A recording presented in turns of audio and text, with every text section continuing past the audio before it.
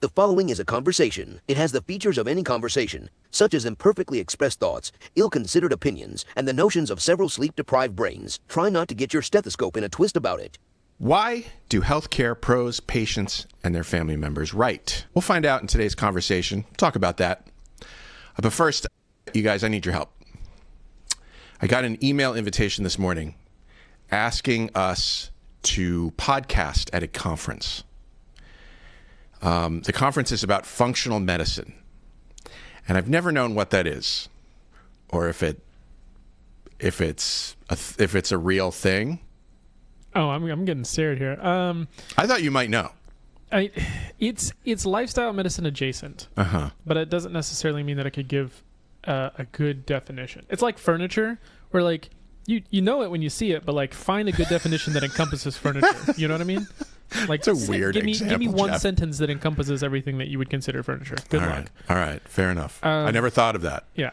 That's how I feel about functional medicine. Right. But it tends to be... Message is functional medicine is like furniture. I would consider it on a frontier between evidence-based science and... Hogwash? I was going to say intuition-based science, which, yeah. Carol, what do you think? Well, it's come along since I was in training, so there are areas where we don't do well by patients. We just don't. I mean, I was a surgeon for my professional life, and if you needed surgery, I was the surgeon to go to. I really was. I was good. Yeah. But there are a large number of people who thankfully don't need surgery, yet they have problems that nag, often chronic problems. Pain, loss of mobility, other issues that just aren't well addressed by contemporary medicine. And functional medicine, I think, is trying to fill that gap. Well, the reason I ask, aside from not knowing what functional medicine really is, the speakers listed in the email are experts on, for instance, brain optimization, nitric oxide, algae, and frequency and quantum health. I would see what I meant about that border of... I would be careful. And, when I get things like this, I send them to the reference librarian at Hardin, and they'll check it out and tell you if it's legit. What? Okay, I'm so glad I brought this up. Yeah. That's brilliant. Thank you. Because they might just want to use you for credibility. I'm pretty sure. Something about frequency and quantum health made me go, I don't know. That makes you wonder a little, doesn't it? I don't know about that one.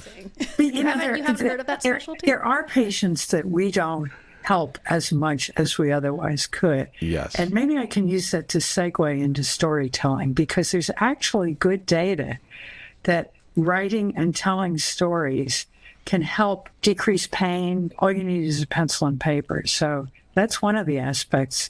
I think one of the reasons that people write.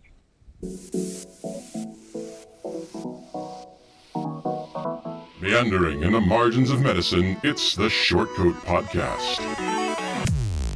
Weird news, fresh views, helpful clues, and interviews. By students, for students. Subscribe to our weekly show at theshortcoat.com.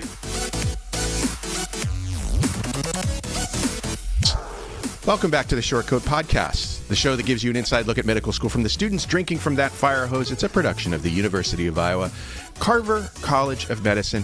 I'm Dave Etler. With me today in the SCP studio, it's M3 Jeff Goddard. Hello. She is an M3, right? Linda Peng is here. What's up? Katie Runde is an Iowa City author whose 2022 novel, The Shore, is in part about a New Jersey family in the process of losing the father to a brain tumor. Thank you for coming, Katie. Hi, thanks for having me. And Dr. Carol Scott Connor, Emeritus Professor of Surgery, poet, an editor of the Examine Life Journal, joins us as well. Hi, Dr. Scott Connor. I'm going to call you Carol because I'm not used to calling you. Thank you. Shortcoats, if you hear something that makes you perk up today, if there's something you want to hear about on a future show, if you just want to tell us how you're doing, visit theshortcoat.com/tell us and share your thoughts, ideas, rants, peculiar notions, whatever you've got, maybe your perspective on functional medicine.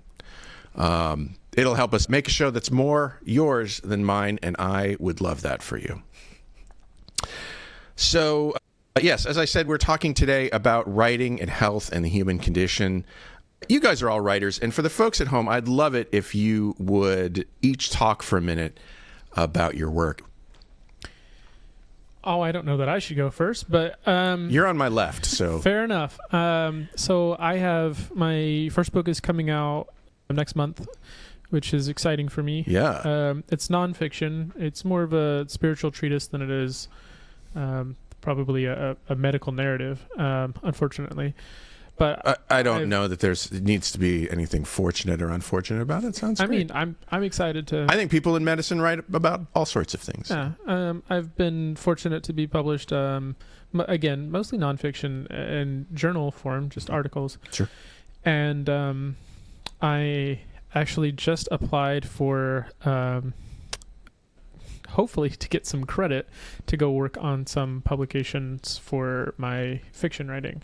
I've written a lot of short stories and children's stories that I'd like to work on, trying to shore up and get those out into the ether, hopefully. Yeah. Make a kid smile somewhere. Fantastic. Yeah. Katie, I talked a little bit about your book.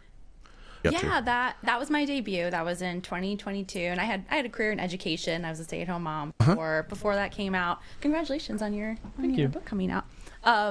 And yeah, I've worked on a few things in between that book coming out. The best advice is always have something else going on. And I'm working on what would probably be like my third book right now that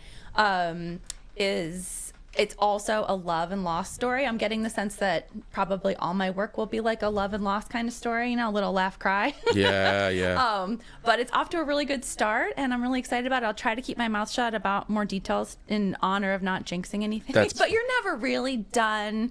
The capitalist part of it has its cycle, right? But the part of selling your book, right? The part where your book is like a product, is probably that part is like. The big push for that is done, but you're never really done, Yeah. All the writers here know that. And if you're a local listener, you might recognize the last name. Your husband is Dan. That's right. Who is on the position? Linda's freaked out. I was going to ask if you were related. This always happens. Every time I ask. Well, it's Iowa City. Yeah, I'm always like, do you know Dr. So-and-so? And they're always like, oh, yeah, that's my wife. One time I asked Dr. Shibley-Rahall's the dean, and I was working with Dr. Rahall, her husband, who is a pediatric gastroenterologist, and I was working with him. And I didn't know this, and I said, "Do you know Dr. Shibley-Rahall?" And he goes, "Well, I see her around my house sometimes." So it's the Iowa City, and especially healthcare. I think this happens a lot. Dan is an emergency medicine physician and is on faculty of the PA program, as well as on the faculty of emergency medicine. And all He's got like 5 other jobs. I can't keep track of them. and looks good in a cardigan. I saw him. He does look good in a cardigan. Can wear a cardigan. Yeah. And Carol, you're sorry, I skipped over Linda. Oh, you skipped over Linda. Yeah. Sorry. You're fine. I'm a terrible host. I'm actually glad that you're not making me go after Dr. Scott Connor, because you think she's kind of a hard act to follow? Yes. Well, Linda, the one thing that I know about is that you were the 2023 winner of the Carol Bowman Creative Writing Contest for medical students.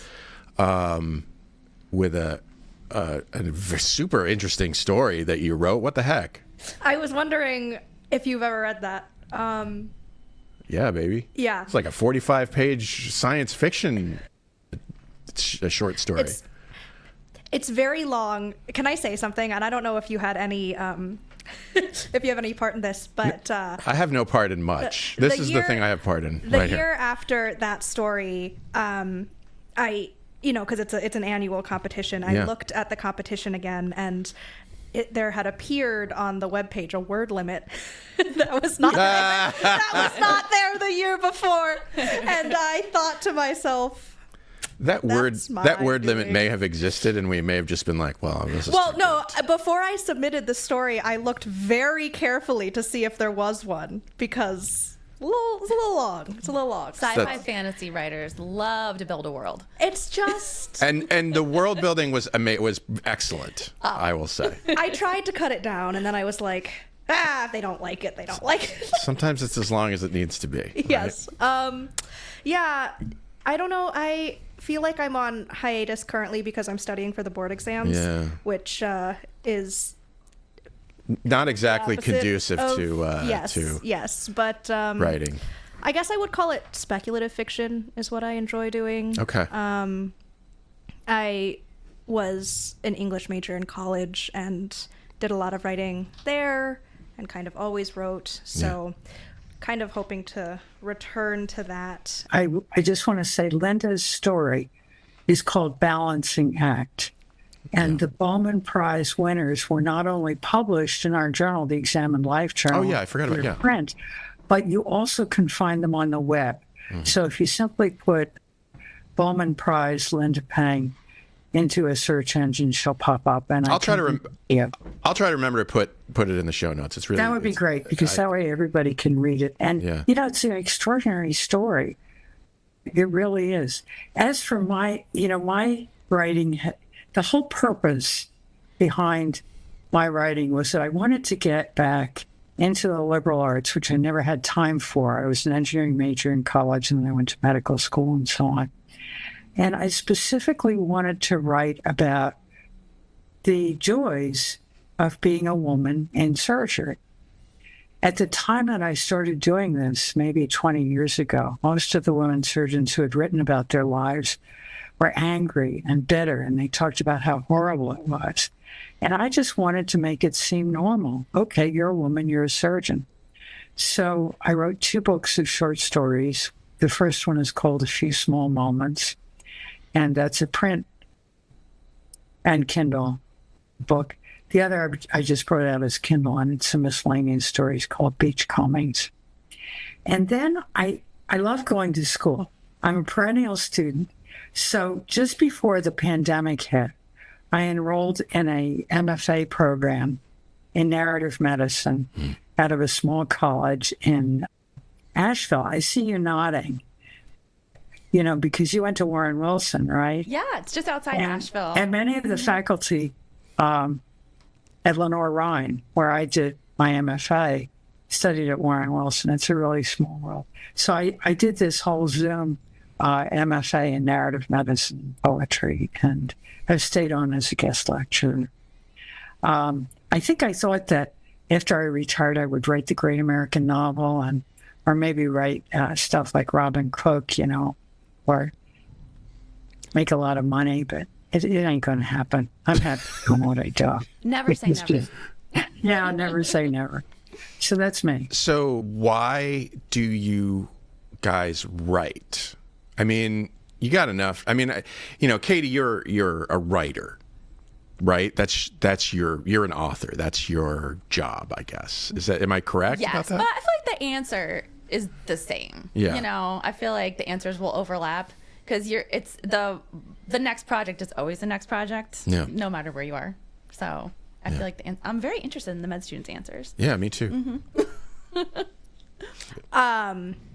Yeah, when I was really young, like in kindergarten, I wanted to be an artist, and then I discovered that I'm a horrible, horrible person when it comes to just no talent. That's a weird thing to discover in kindergarten.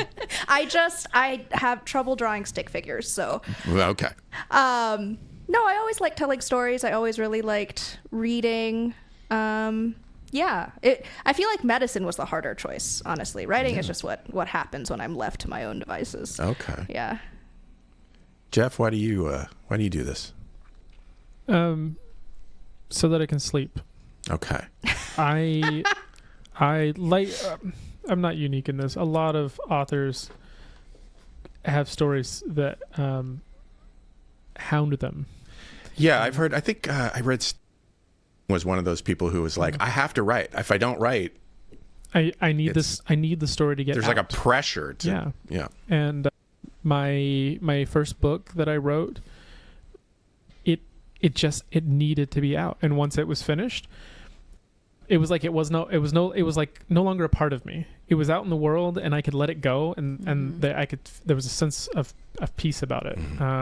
Just this last December, I was walking actually I haven't spent a lot of time here in Iowa City over the last year, but I was here in Iowa City. I was crossing a pedestrian bridge, kind of a chilly breeze, and I was listening to some song that I hadn't heard in a while. And by the time I had finished crossing the bridge, I had a whole plot outlined, and I spent the next 2 weeks just, instead of doing the many, many things that I should have been doing, tearing into what I thought was going to be a rather short story, maybe 2,000 words, and it ended up being about 1,500 words, because that was the story. I couldn't take it anywhere else. My wife's like, but this isn't normally your style. This kind of is reminiscent of, this author or that one. And I'm like, it's what the story wanted to be. I don't feel like I had much control over it, which is not how I usually live my life, but I just kind of let the stories go. So that I can get them out. I've certainly had the experience of having a story or a character come into my head and demand to be written. It's almost like being possessed. It is spooky.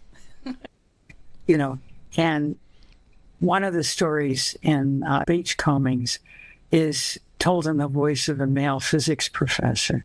And he just walked into my head and demanded to speak. And I was at his service. Most of the things I've written, though, it's been pretty deliberate. I've had an idea, something that I came across in the clinical setting, something in nature, but somehow kind of sparked a thought that I put together. So, Linda, you mentioned in kindergarten and realizing that you just could not be an artist. Could not. I wish more visual artists. I wish more kindergartners would come to that conclusion. No, that's a terrible thing to say. But at what point did you start writing? Oh, gosh. I feel like I genuinely feel like I was always writing. Because you read things, I would kind of like devour books, or have always devoured books. And then you're like, wait, what if I had my own little world where I did this? Yeah. It's kind of like, I'm sure a lot of children like do you play house, or you have dolls, or you do dress up, or whatever it is, and it's like, no, what if I like wrote it down? It's kind of it's really nice because it's, I think, the lowest barrier form of making art in many ways, right? Like all you need really is, I mean, these days like a laptop, but like sure, pen, piece of paper, and you can create everything. You can like be God. Yeah. In some small form. You can dictate the whole story, whereas I feel like everything else is, there are a lot of crafts out there, right? Like what if you were a carpenter? Like that's not something you can just, I don't know. I think what a lot of people don't think about when they think of their favorite artist or their favorite writer or their, clearly their favorite podcaster, Dave Etler, is that you start off really bad at it. Oh, yes. And there's a learning curve, and hopefully eventually you get good at it, or at least you have enough fun with it that people are like, all right, I'm going to listen to this dope. I think nobody gets to be good at anything unless they're willing to be bad at it first. Yeah. That's what I tell people who are like, oh, I'd like to start a podcast. I'm like, well, good. Nobody's going to listen in the beginning, and that's going to allow you a few years to really get good at it. And I imagine it's the same for, writing is. What's interesting about writing that I've seen, at least, is that, you spend 10,000 hours mastering your craft as a painter or as a podcaster, and it becomes easy to begin the next project. Yeah. You can just kind of fall into it, right? At least from a stylistic perspective, from just like the technical skill of it. I have found both with myself and with other writers that doesn't necessarily happen with writing. Like you can be a good writer, but you still need to revise your 15th novel just as much as you did your first novel. The process might be a little bit different. You technically are more proficient, but it's not something that you can just kind of fall into and just do without thinking about it like you can what I've seen, some other art do, Yeah, it's interesting what Linda said about it's the lowest barrier, but you also have to you have to like, I've heard described as like you have to make the clay. Yes. Yes. So in other mediums you have a big wad of clay to start poking around at, and in writing you have to be really comfortable with starting with something bad, that right? The expletive first drafts, the Anne Lamott line, and you're at such an advantage if you can be comfortable with that. And it's so different. My husband and I talk about this all the time, that the difference between the linear, very challenging path in medicine, right? But there is some degree of guarantee of what your next step will be. Yeah. If you complete the step before it, right? If you get this score, if you get into this school, and how different it is from a creative life. I think that's one of the reasons that as a medical student, I do have these other pursuits. Writing is certainly a big part of that. I do other things, but I am frustrated with the plug and play approach to life. An undergrad, you take these credits, then you take the MCAT, and then you apply to medical school. We get here, and it's, for the first 2 years, there's really very little variation, and then you finish your core clerkships, and you get a little bit more variation after that, but it's still pretty plug and play, it feels. And I reject the idea that my life should be plug and play. I want variation. I want to be able to, seek my own fortune, and writing allows me to do that a lot more than just following on the track and going to residency and, checking the boxes. Yeah. I want to hear a little bit more, Jeff, about your spiritual treatise. So, I come from a family that was not terribly religious as a kid, and then later found religion, and it worked well for me. I like the community aspect of it a lot. I'm a big fan of theology. It's speculative fiction for the real world, in a way. I'm sure a lot of theologians aren't going to like me saying that. But it's the idea that there's some unknowable things, and we're trying our best to make sense of it, right? And I think that's beautiful that we're attempting to do that. And it's a very human urge. Yeah. And I've worked with religious communities in other countries and kind of seen the differences between the United States as a whole, like our cultural approach to religion versus cultural approaches to religions in other countries. And I find that in the United States, we tend to be very, very guilt-ridden. And you'll find this across different denominations, different religious faiths. It's a very American approach to religion.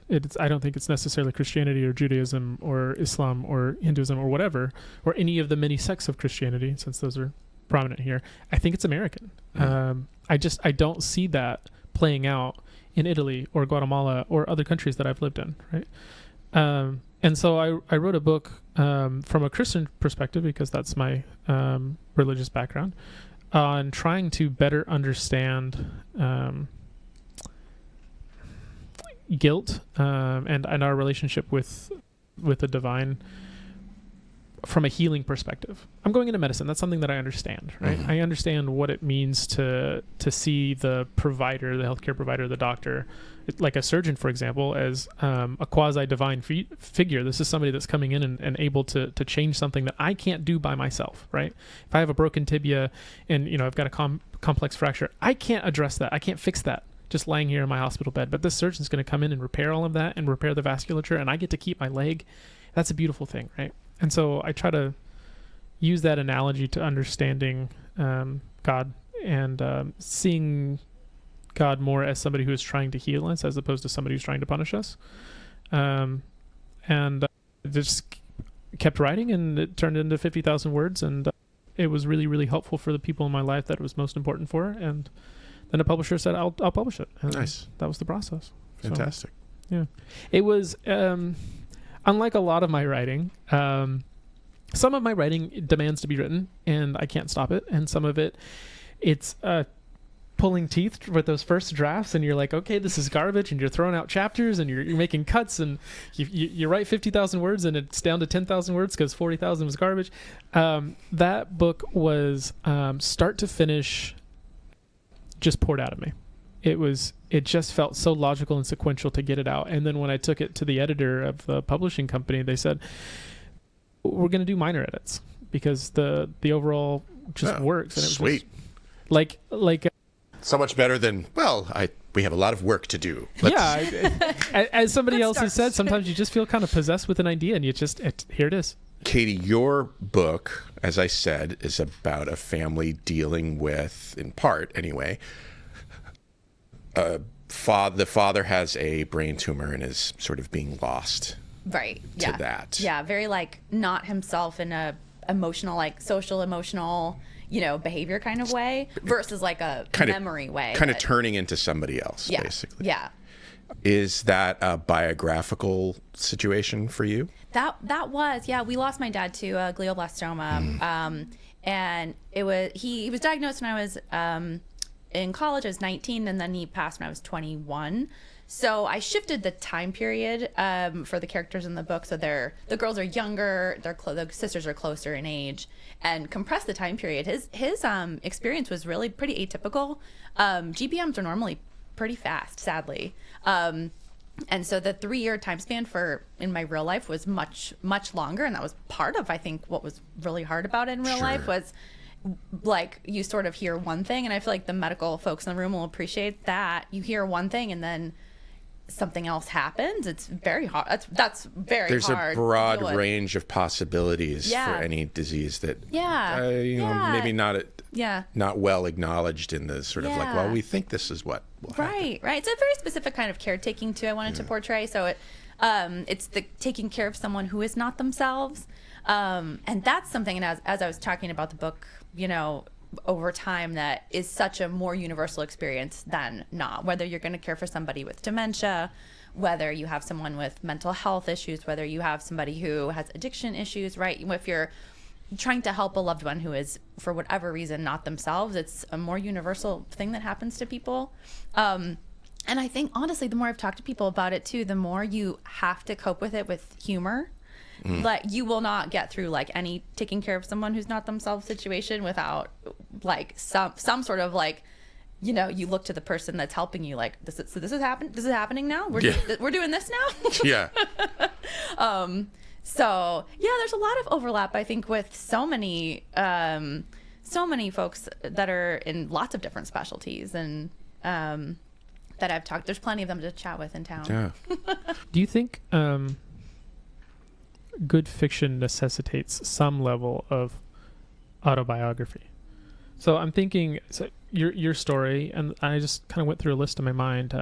My book has quite a bit of autobiographical stuff, even though it's not fiction. But Abraham Verghese, who wrote 2 phenomenal books that are very reminiscent of his family and his own personal life. And I think that's one of the things that makes it so powerful. Even Stephen King, his first book, Carrie, is based off of an interaction that he has as a student before he started writing.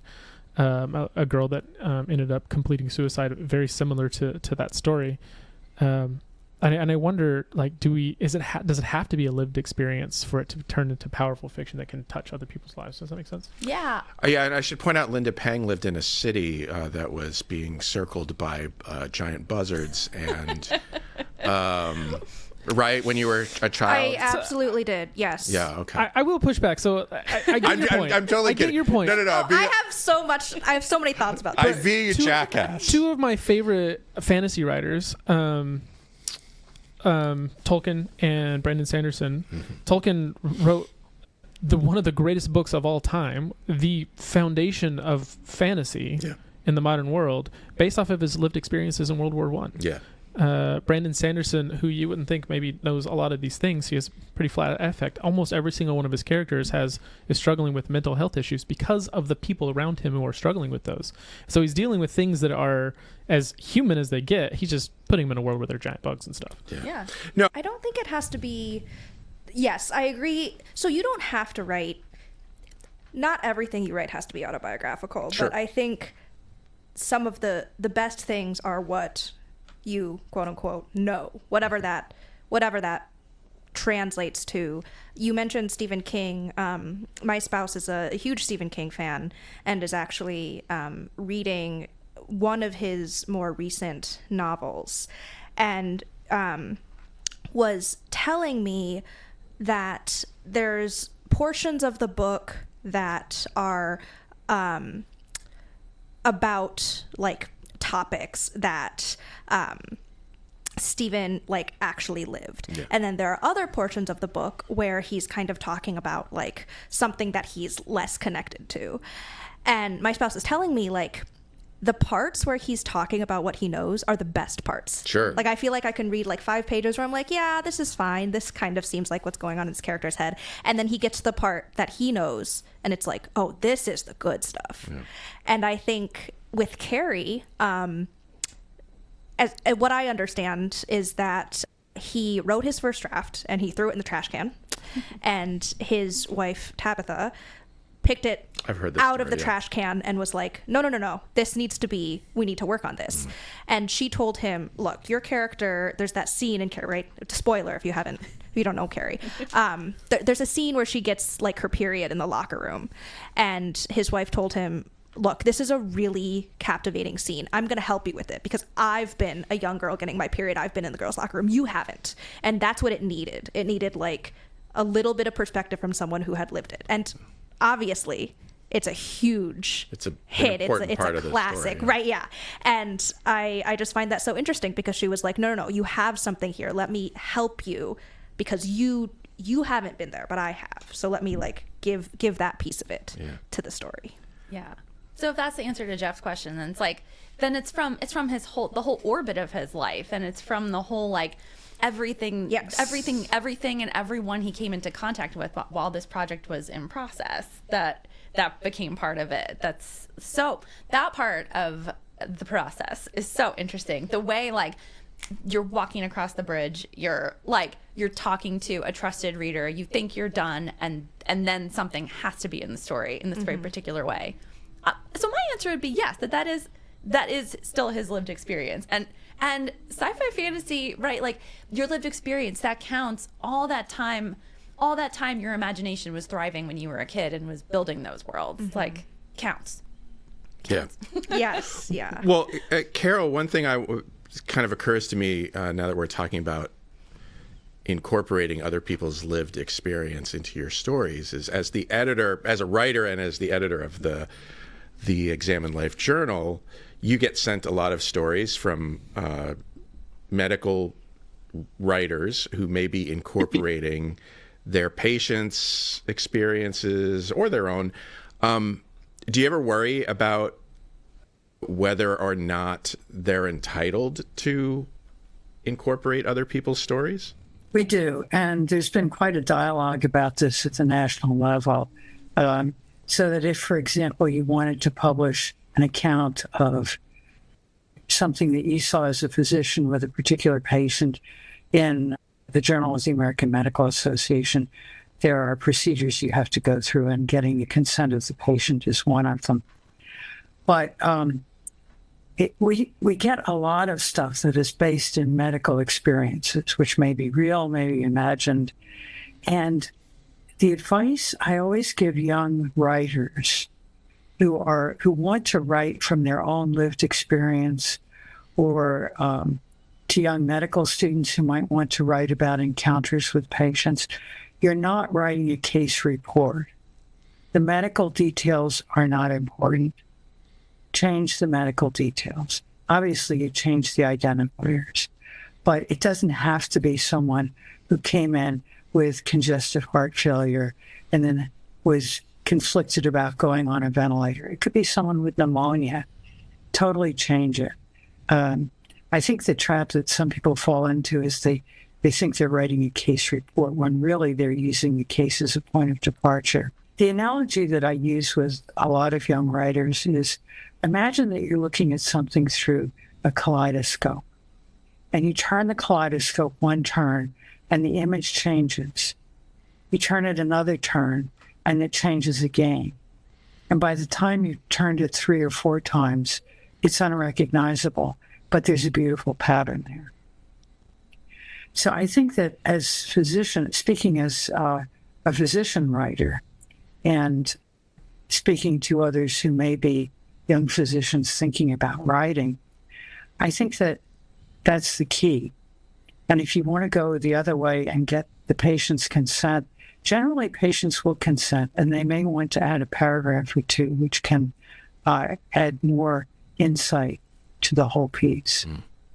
I read a piece by Abraham Verghese that talked about new physician writers and the problems that, typically can happen in their writing when they're just starting out. Things like, a lot of telling and less showing. Yeah, they tend to get locked into the medical details. They will have encountered something. It's not the medical details. Yeah. That's probably the least important part of the story. The heart of the story is the interaction, the human interaction. That's what it all comes down to. We have a writing and humanities program here at the Carver College of Medicine, which used to be weird. I don't think it's all that weird anymore. I think, it's more common. But we were first, so I don't know if we probably weren't first. We were second. He doesn't mean we were weird. No, I mean, we are. For a medical school to have the humanities. We are weird, I feel like. No. That weird. I was there back then, and so were you. Weren't that weird. I want to talk about this idea of incorporating humanities into medical education, and what it addresses, what problem we were trying to solve. Back then we talked about making aspiring physicians be more aware of their own humanity, make them better physicians, because they would be able to take positions of other people more easily if they thought about these topics.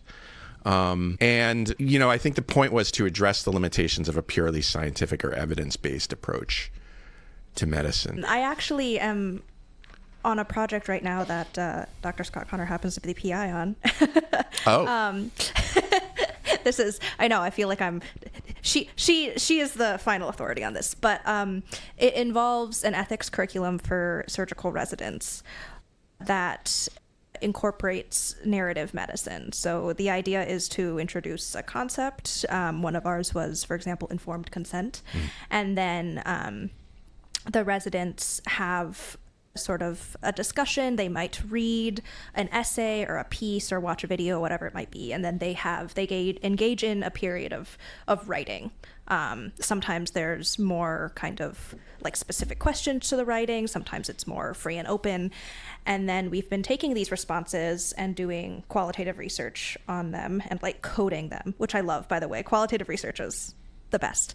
But I hear it's hard, but anyway. It's very difficult. It's very difficult.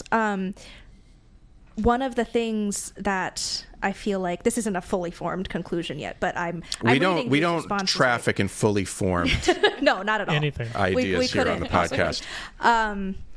But so I'm reading all of these anonymous responses from surgical trainees who I look up to. Mm-hmm.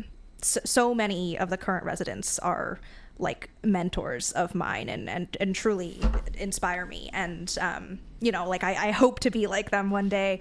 And they have such beautiful stories about patience and death and loss and kind of the role of the doctor in those situations. And it appeared to me that, this space to write was very important for a lot of them, because so many of them mentioned how quickly the surgical world moves and how very little time they had to reflect on their experiences with their patients, even though they are often quite traumatic, right? Like there's people dying in the ICU, there's traumas coming in, you see people losing their family members, but like... And it's such an intimate yes thing, probably. Yes.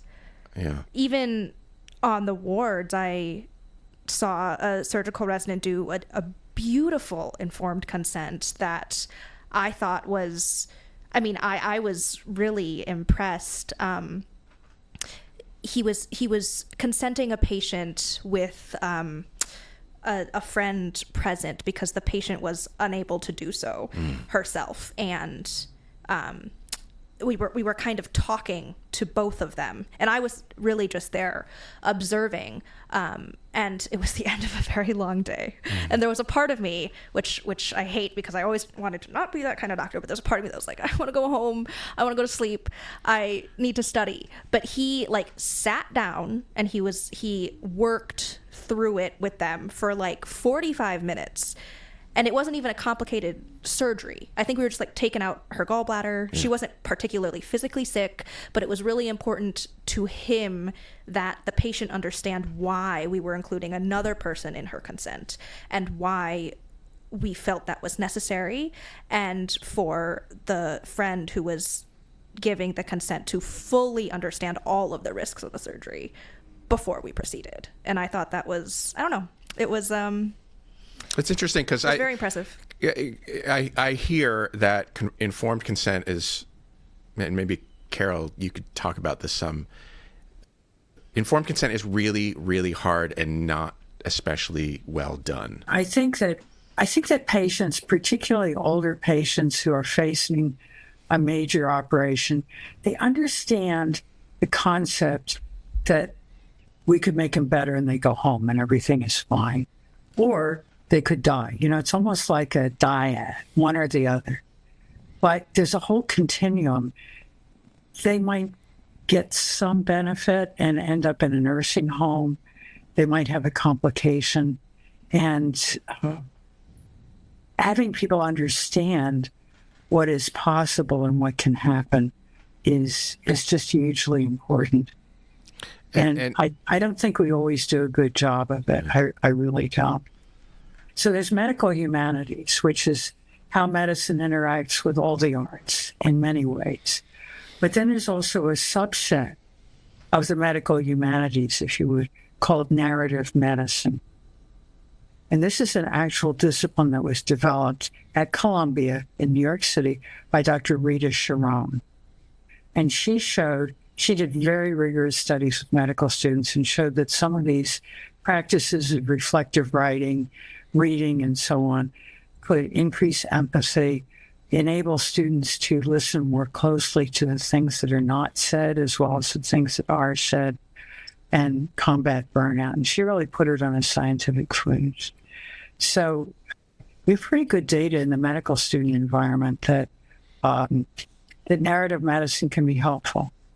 What I'm interested in, and what Linda was talking about, is I'm really interested in expanding this to the residency environment because we haven't done a good job of continuing the availability for our residents. And the work that Linda and her resident cohorts have been doing has been just amazing work. What occurred to me when you said you wanted to bring it to the residents is that maybe that's a place where it's super important. I think it's important. Yeah, I think. I mean, the classic resident is sort of overworked, almost too busy to engage as much as they might like to otherwise with their patients, and maybe stuff like this could serve as an excuse to do that. Well, it's, you have to slot it into the curriculum. We make it part of the so-called wellness curriculum, but it's harder in the residency environment. I was in a meeting with Abraham Verghese when he came to visit a couple of years ago, and one of the things that made me kind of chuckle to myself was we were talking about voluntary, like, electives in humanities for medical students. And his joke was the people that are showing up to those are the ones that need it the least. Yeah. Yeah. Well, you work with what you can. Well, yeah, that's definitely a challenge. I mean, everybody in this room would sort of buy into these ideas. It's the people who, not everybody's into it. We probably, if I had to put a percentage on it, maybe you guys can disagree. I would say maybe 30%. Maybe 40% of people are like, yeah, I get it. And a certain subset of those will sort of take advantage of it.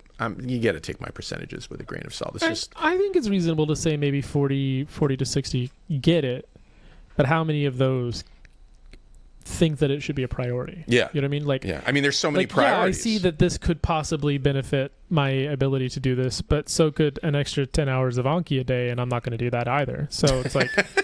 I think you know what I mean? Like, they can see it, but, like, is it a priority? Yeah. I think you have to take advantage of so-called teachable moments.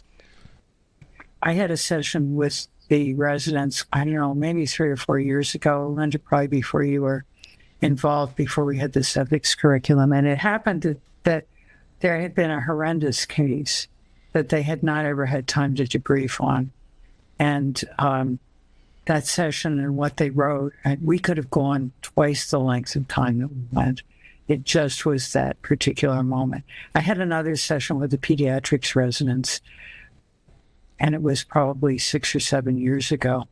And they had all taken care of a patient who eventually died, and the patient had been sick for a long time, so just about everybody knew the patient.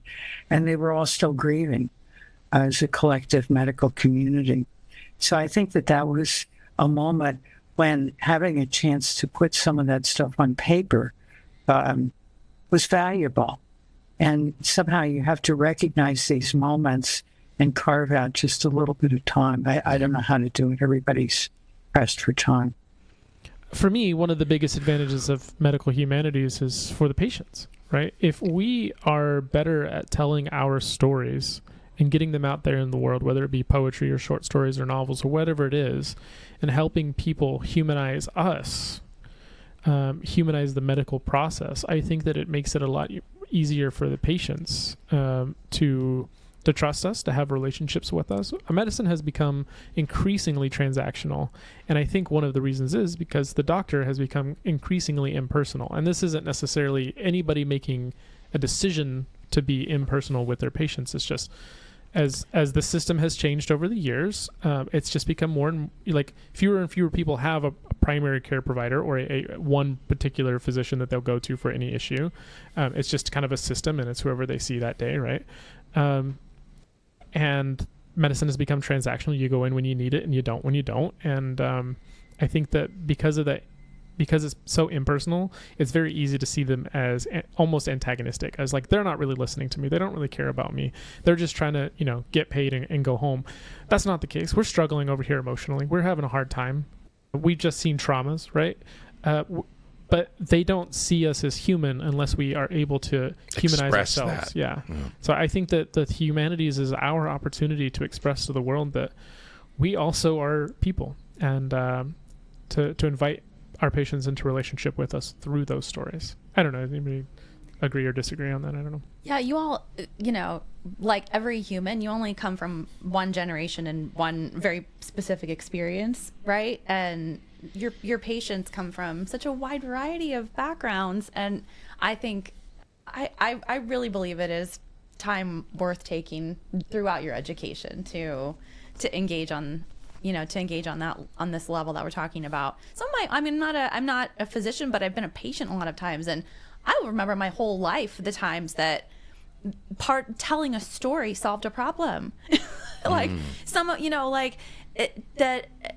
seeing me as a whole person, like, helped me solve my medical issue. There's been times I've cried in a doctor's office because she asked me to tell the whole story, and we got somewhere that we didn't get before. A simple recitation of symptoms or whatever wouldn't have gotten you there. Yeah, and it took only a few more minutes, which is, it's a cliche. I'm sure every patient has a story like this, and not every specialty has the option for that time, but I think we all have those experiences as patients and as providers. Yeah.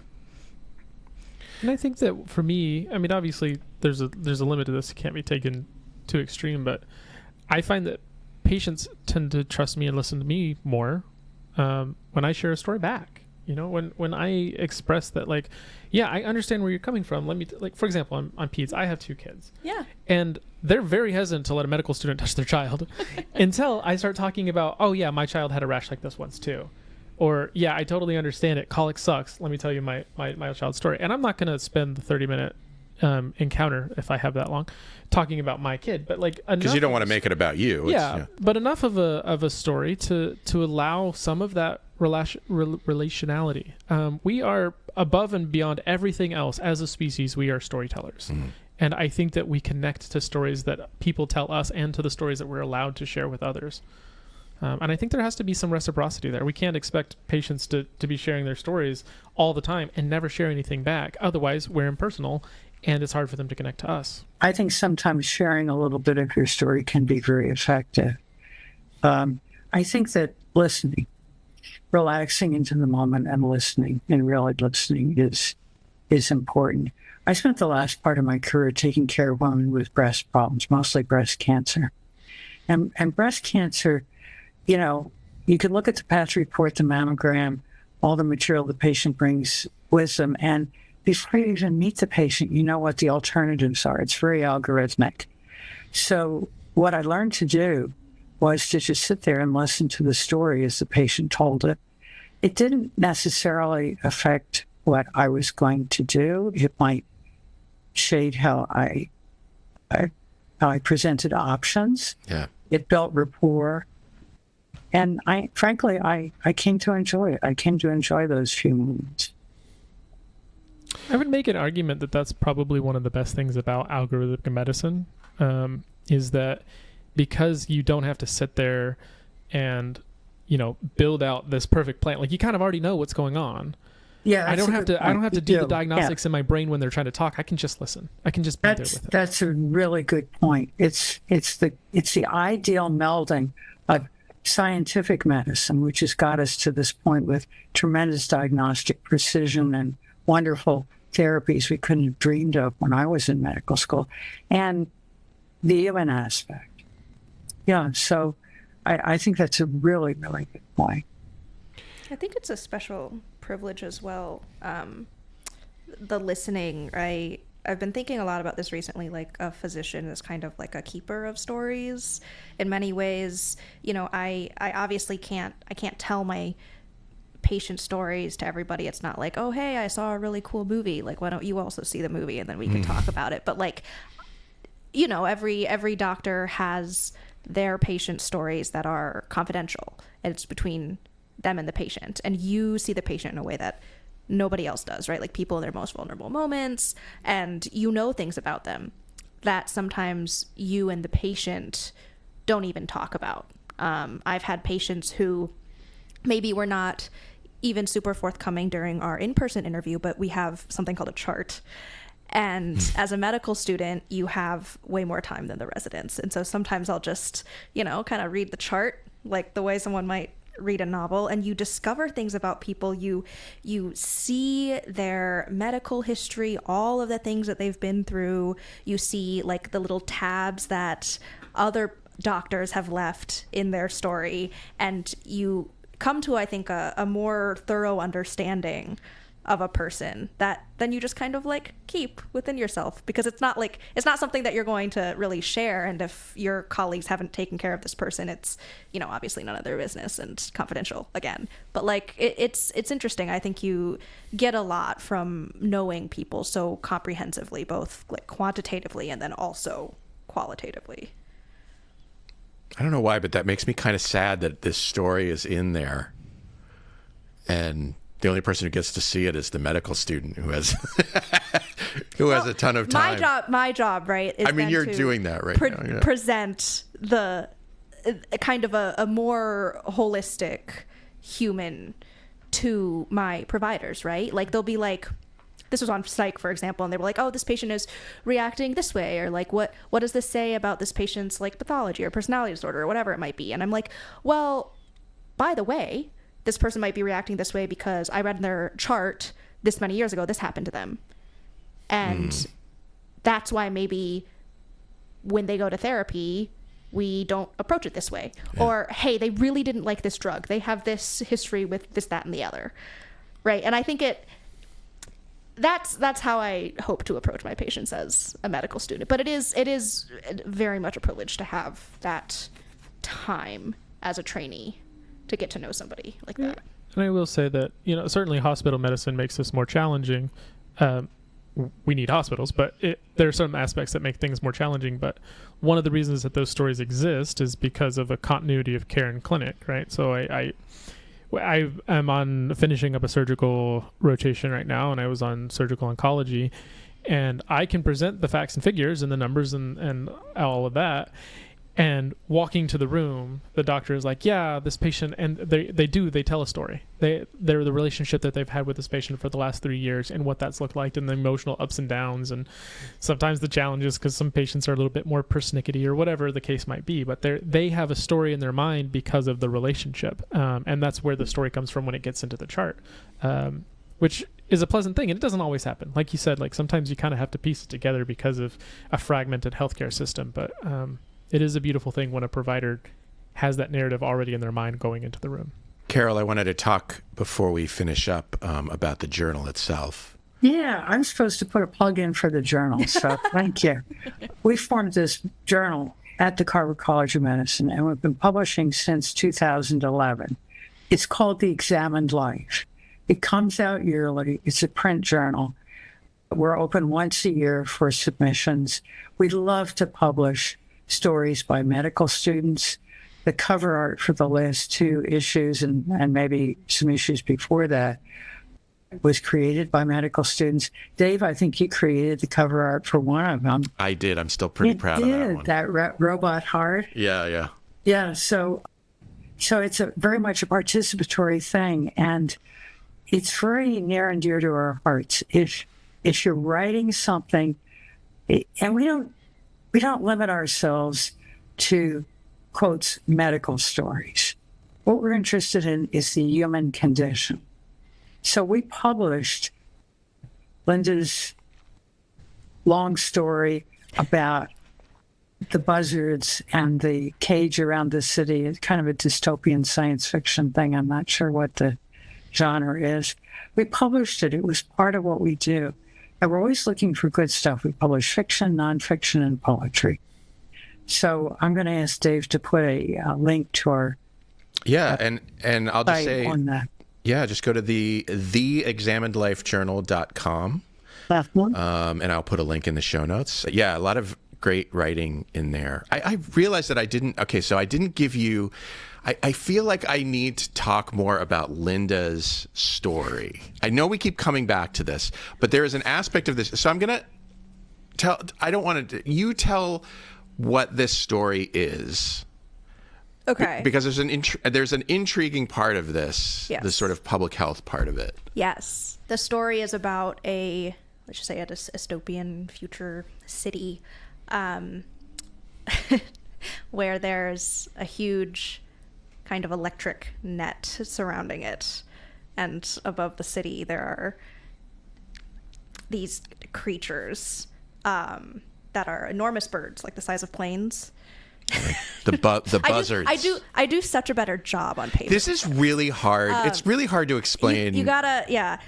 I hate to be like, you had to read it. But the central kind of point is that they prey on sick people.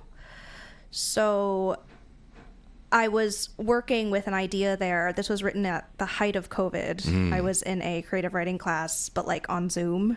And we were all on Zoom. And such a special time. Yeah, such a special time. And everyone was writing stories about like the zombie apocalypse and like the new mutated plague, right? Which felt very on the nose. And I was like, I'm really tired of reading these because I was like, can't think about COVID anymore. And so I started thinking about kind of sickness as a whole and how in many ways it's villainized and kind of like what a society would look like if sick people put you in danger, if there's sort of an unspoken monster out there who only feeds on sick people but not healthy people. What would that do? What would that further do to our kind of reactions to each other? Which is what So your story, the buzzards are always circling. Correct. And when they find a sick person, they come and get them. Yes. So to protect the city, a bureaucracy is created, which sort of tracks the public health of the city. And if it falls above, if it's above a certain level, the bureaucracy gets very concerned. Correct. And that sort of, I guess I won't go farther than that because you look like you were about to say shut up. No. I just wanted to talk a little bit about the sort of public health aspect of that story because it felt very sort of Yeah. interesting to me. Have you ever read Ursula Le Guin? Yes. I was getting vibes. Yes. Don't take this out of context. In the world that I created, if you want everyone to survive, surely we should sacrifice the sick people, because it's all of us or the sick people.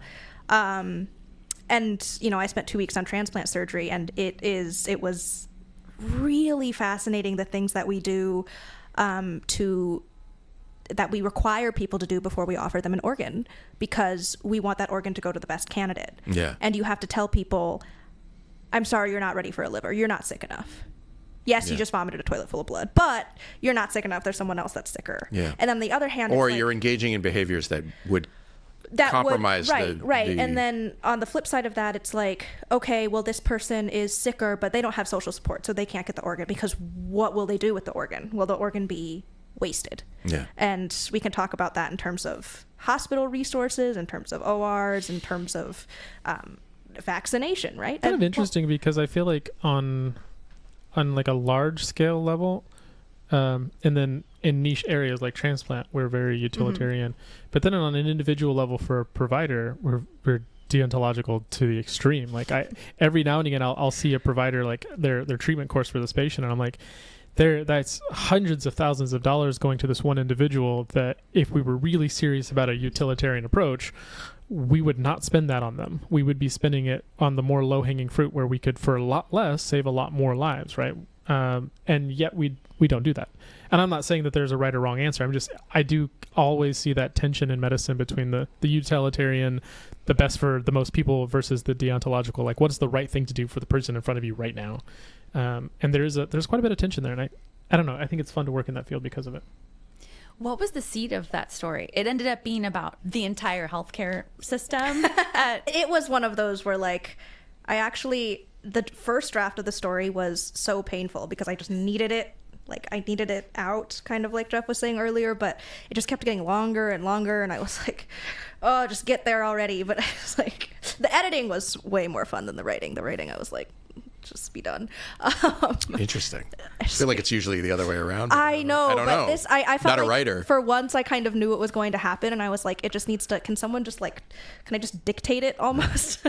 The seed, the first image I had was of the birds. I was gonna guess the birds. Yeah, because I was like, yeah, zombies are scary. Mutated virus that eats people is scary. Bubonic plague is scary, but birds, plain-sized birds.